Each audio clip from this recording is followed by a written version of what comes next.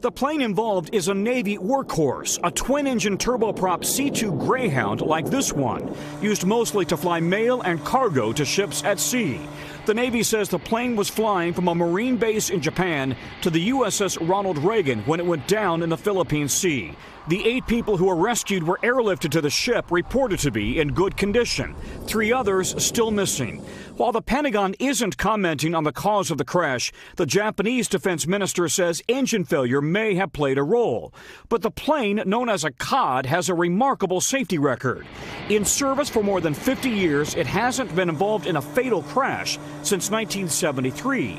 I think it's done a stellar job. I can't think of any other turboprop that's had this kind of a safety record, let alone a military aircraft.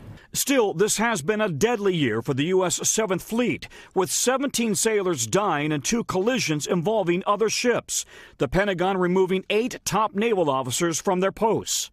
7th Fleet has been running at a high operational tempo for some time. We've only seen that exacerbated by the threat from North Korea this year and the increase in exercises with both the South Koreans and the Japanese.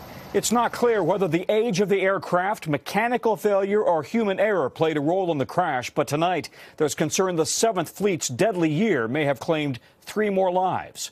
Tom Costello, NBC News, Washington. Hey, NBC News fans, thanks for checking out our YouTube channel. Subscribe by clicking on that button down here and click on any of the videos over here to watch the latest interviews, show highlights, and digital exclusives.